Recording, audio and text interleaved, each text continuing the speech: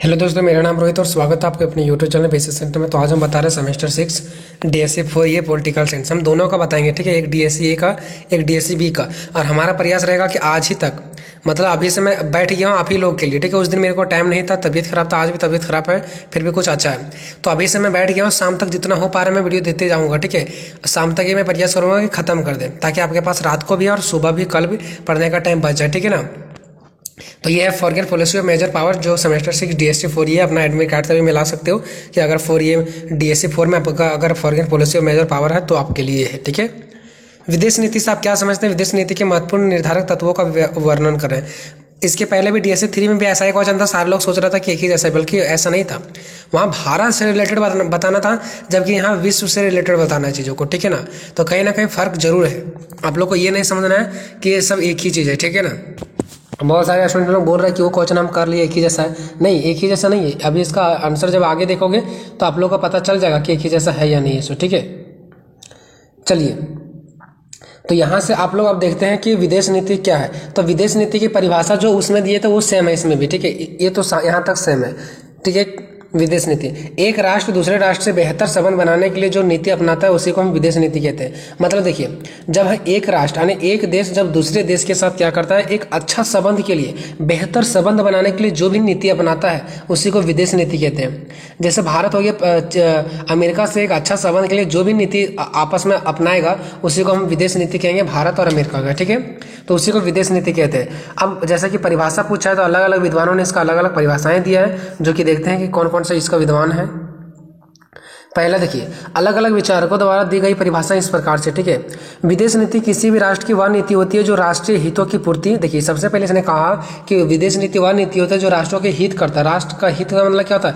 अपना ही राष्ट्र का हित, लाभ, लाभ मतलब समझ, हित मतलब होता है लाभ।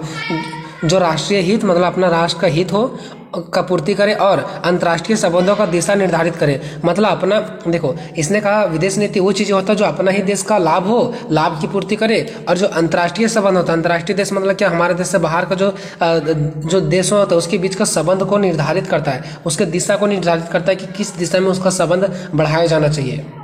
ये जवाहरलाल नेहरू का, ठीक है। आप एक भी विचारक द्वारा दिया गया डिफिनेशन को याद कर सकते हैं, कोई दिक्कत नहीं है, ठीक है।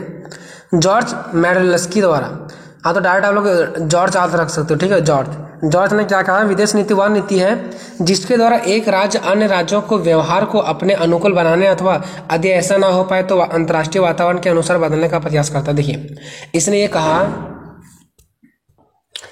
जिसके द्वारा एक राज्य अन्य राज्यों को व्यवहार को अपने अनुकूल बनाने, देखो एक राज्य जो होता है वो दूसरे राज्य के व्यवहारों को अपने अनुकूल बनाने का प्रयास करता है। इसने ये कहा कि एक राज्य द्वारा दूसरे राज्य के जो व्यवहार होते हैं उनको अपने अनुकूल बनाने का प्रयास करता है कि हमारे अनुकूल उनका भी व्यवहार हो जाए।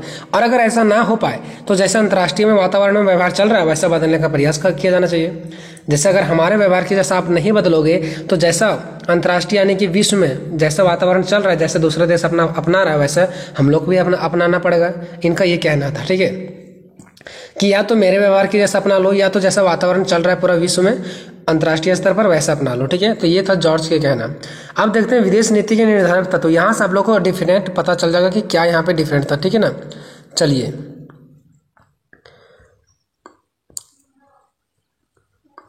देखिए, तो यहाँ से विदेश नीति के निर्धारक तत्व इस प्रकार है। तो सबसे पहले जनसंख्या, आपको टॉपिक जो इसका पॉइंट है वो याद करके जाना है। पॉइंट को देख करके ही आपका मार्क्स मिलेगा। पॉइंट के अंदर किस प्रकार से एक्सप्लेन किया हो ये तो कम देखा जाएगा, बट आपका पॉइंट देखा जाएगा। तो ये क्वेश्चन रट लो, आपको इंपॉर्टेंट भी है, ठीक है। तो इस क्वेश्चन का रटने से ज़्यादा है इसका टॉपिक्स को रटना है, समझ गया ना।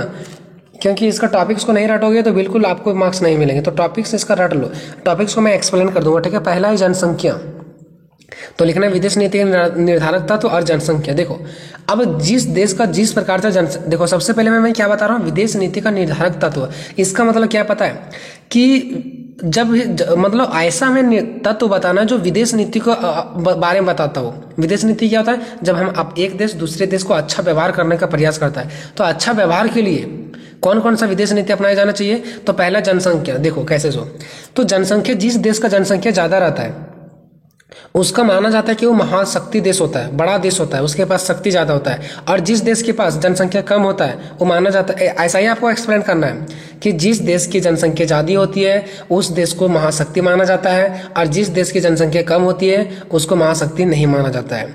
और हमेशा विदेश संबंध महाशक्ति देशों के साथ ही बनाया जाता है। क्या कभी भी दोस्ती छोटे देश के साथ बनाया जाएगा? नहीं बनाया जाएगा।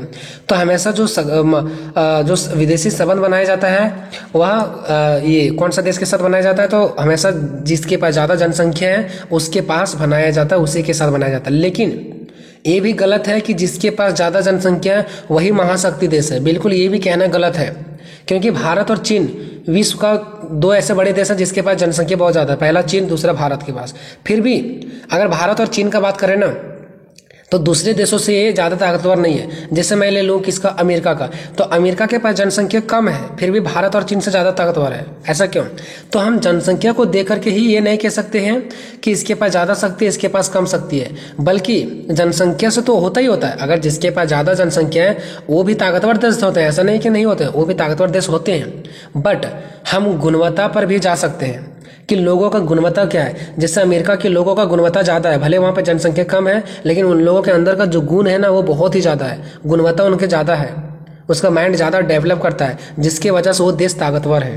तो हम जनसंख्या को ही देख करके नहीं बोल सकते हैं, बल्कि हम उस जनसंख्या के लोगों की गुणवत्ता को भी हम देख करके बता सकते हैं कि कौन सा देश ताकतवर होता है। ठीक है, तो पहला जो निर्धारक तत्व है कौन सा होगी? जनसंख्या। क्योंकि जनसंख्या को देख करके क्या किया जाता है? विदेश नीति अपनाया जाता है कि हमें कौन सा देश से संबंध जोड़ना है। दूसरा, भौगोलिक स्थिति। भौगोलिक स्थिति का मतलब क्या हो गया? देखिए, भौगोलिक स्थिति मतलब ये हमारा जो देश है, ठीक है, हमारा जो देश है उसका भौगोलिक स्थिति क्या है? तो आप सभी को पता है कि हमारा जो देश है इधर पाकिस्तान के बॉर्डर से घिरा हुआ है। मतलब भौगोलिक स्थिति मतलब हमारा देश कहाँ तक घिरा हुआ है ऐसा समझो, ठीक है। और उधर चीन के बॉर्डर से हुआ, मतलब हमारे देश के चारों तरफ बॉर्डर ही बॉर्डर आते हैं, ठीक है। तो यहाँ पे ये भी देखा जाता है कि कौन सा देश का भौगोलिक स्थिति कैसा है, और भौगोलिक स्थिति भी विदेश नीति में बहुत ही महत्वपूर्ण भूमिका अदा करती है। क्योंकि अगर मैं भारत का बात करूँ तो भारत के पास नौसेना है, ठीक है। नौसेना मतलब जो जल सेना होता है ना, जल सेना जो पानी वगैरह में काम करते हैं, जल सेना है। क्यों? क्योंकि हमारा जो देश है ना वह समुद्र से घिरा हुआ है। वहीं अगर हम नेपाल की बात करें ना तो जो नेपाल है वो समुद्र से घिरा हुआ नहीं है, तो उसके पास नौसेना नहीं है, ठीक है। तो हमारे देश के पास कौन कौन सा सेना है? थल सेना है, नौ सेना है, वायु सेना है। तो उस सेना पर भी इम्पोर्टेंट पड़ता है, तभी हाँ विदेश नीति मतलब हो सकता है। अगर मान लो किसी के पास कोई सेना ही नहीं है तो उससे विदेश नीति कौन करेगा, उससे संबंध कौन बनाएगा? तो ये एक भौगोलिक स्थिति भी बहुत ही मायने रखता है कि उसका भौगोलिक स्थिति कैसा, उसका देश कहाँ तक फैला हुआ है, उसका देश का बॉर्डर कैसा है ना, ये भी देखा जाता है। बॉर्डर कहाँ पे उसका जंगली एरिया में आ रहा है कि वाटर एरिया में आ रहा है, ये भी देखा जाता है, और इसको देख करके भी विदेश नीति अपनाया जाता है। तीसरा, प्राकृतिक संपदा।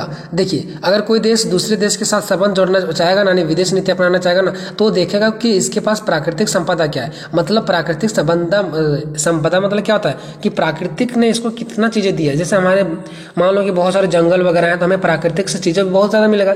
प्राकृतिक संपदा का मतलब गया कि जिसे मानव ने नहीं लगाया है, जितने सारे पेड़ पौधे वो सब प्राकृतिक है, भगवान का दिया हुआ चीज है। तो जो भगवान का दिया हुआ चीज जितने सारा संपत्ति है ना उसे बोलते हैं प्राकृतिक संपदा, ठीक है। तो ये भी देखा जाता है कि किस देश के पास कितना ज्यादा प्राकृतिक संपदा है। जैसे आप लोग देखे होंगे बहुत सारे देशों से पेट्रोल निकलता है, तो क्या ये खुद से लोग ले रहे हैं? ये भगवान का दिया हुआ चीज है। बहुत सारे जंगलों चीजों से कुछ निकलता है, बहुत सारे हथियार निकलते हैं, बहुत सारे खाने पीने का चीज निकलता है, तो बहुत सारे चीज बनाने का, जड़ी बूटी, बहुत सारे प्रकार का। तो ये भी दिखाया जाता है किस देश के पास कितना ज्यादा प्राकृतिक संपदा है, उसी से दोस्ती किया जाता है ताकि हमें कुछ ना कुछ लाभ हो। विदेश संबंध जो है क्यों करेंगे हम लोग? विदेश संबंध भी मतलब विदेश जो होता है ना, विदेश नीति में सबसे महत्वपूर्ण रोल क्या निभाता है? प्राकृतिक संपदा। और प्राकृतिक संपदा को ही देख करके क्या किया जाता है, ये अनुमान लगाया जाता है कि किसके साथ हमारा जो विदेश नीति है वह कैसा रहता है, ठीक है। एक प्राकृतिक संपदा को देख करके निर्णय लिया जाता है, ठीक है। अगर एग्जाम्पल लें हम तो ये अमेरिका के पास क्या है? प्राकृतिक संपदा है, तेल है। तो तेल वो दूसरे देशों को दे रहा है, गरीब देशों को दे रहा है, और उस गरीब देशों को अपने ओर सटाने का प्रयास कर रहा है। तो कहीं ना कहीं उसके पास ज्यादा देश सट रहा है, विदेश नीति उसका जो अपना रहा है वो लोगों को मदद करके कर रहा है। भारत भी बहुत सारे लोगों को क्या कर रहा है, गरीब लोगों को मदद कर रहा है, और वो अपना दोस्त उसको बना रहा है, मतलब विदेश संबंध उससे जोड़ रहा है। तो कहीं ना कहीं जिस देश के पास प्राकृतिक संपदा ज़्यादा होता है ना, वो भी दूसरे देश के साथ संबंध बहुत ज़्यादा जोड़ पाता है, और दूसरे देश इसको एक्सेप्ट भी कर लेते हैं, इसके विदेश नीति को, विदेश संबंध को एक्सेप्ट करते हैं ना। नेक्स्ट है औद्योगिक स्रोत और क्षमता। औद्योगिक स्रोत और क्षमता, जिस देश में औद्योगिक वैज्ञानिक टेक्नोलॉजी ज़्यादा होता है, ठीक है, जिसका औद्योगिकरण के चरण तेजी से बढ़ते जा रहे हैं, जिस भी देश के पास, ठीक है, वो भी देश क्या होता है, बहुत ही ज़्यादा ताकतवर होता है। और जिस देश के पास ज़्यादा उद्योग होते हैं ना, उसका विदेश नीति भी बहुत ही ज़्यादा क्या होता है, मजबूत होता है।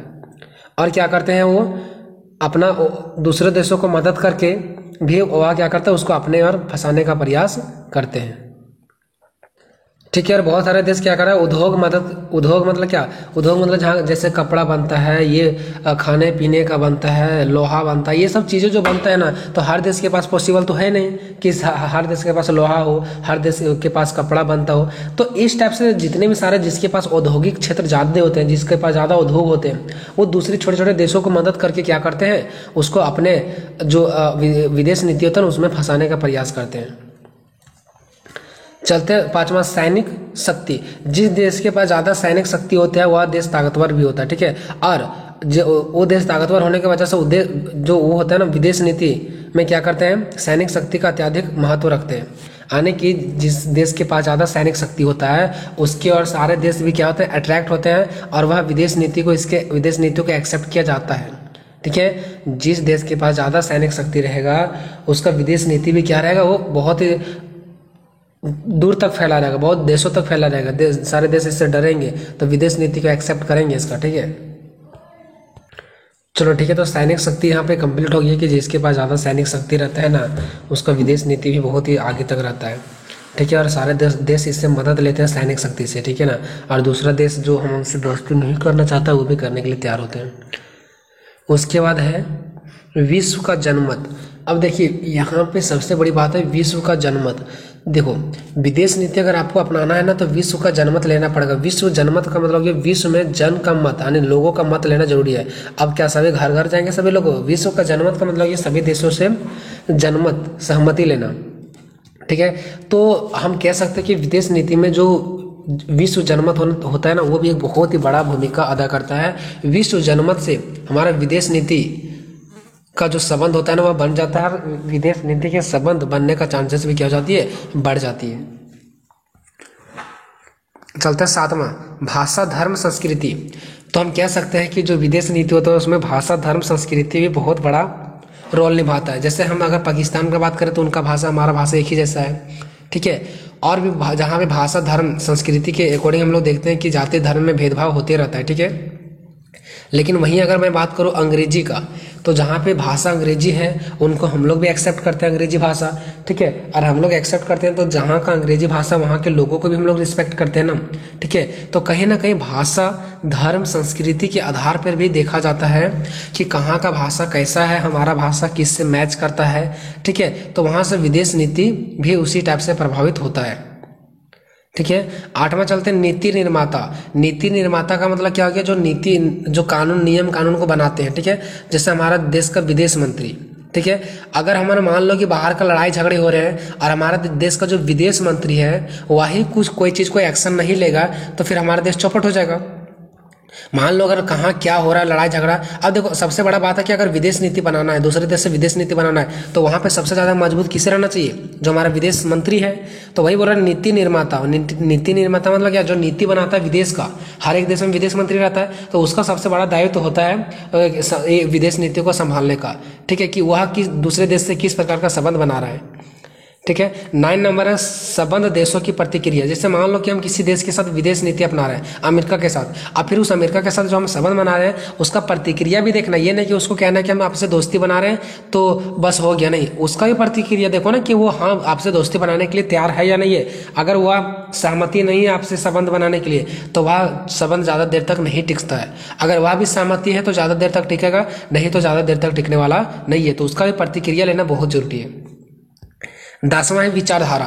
विचारधारा भी बहुत ज़्यादा मायने रखता है कि हमारा देश का विचारधारा क्या है और जिस देश के साथ हम संबंध बनाने जा रहे हैं, विदेश नीति अपनाने जा रहे हैं, वहाँ का विचारधारा क्या है। हमारा विचारधारा लोगों का मदद करना हो सकता है, वहाँ का विचारधारा का लोगों का मदद करना ना हो।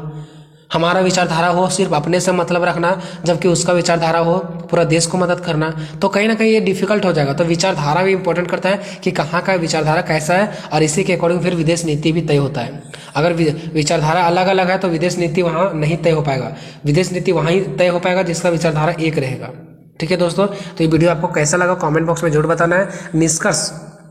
निष्कर्ष आपको लिखना है कि किसी भी देश में लिखना है कि उपरोक्त लिखी गई बातों से इस बात का स्पष्ट होता है कि जो विदेश नीति होता है ना, वह देशों को एक साथ जुट करके मतलब जोड़ने का काम करता है, और किसी भी देश को अच्छे संबंध के लिए मतलब आपस में देशों के विकास के लिए जो विदेश नीति होती है बहुत ही महत्वपूर्ण अदा करती है। क्योंकि विदेश नीति के अंतर्गत जो देशों के बीच होता है ना, वो मित्रता होता है, मित्रता बढ़ता है, और मित्रता बढ़ने से कहीं ना कहीं वो देशों का विकास होता है, और इससे लड़ाई झगड़े युद्ध का चांसेस बहुत कम हो जाता है। ठीक है, मिलते हैं नेक्स्ट वीडियो में, तब तक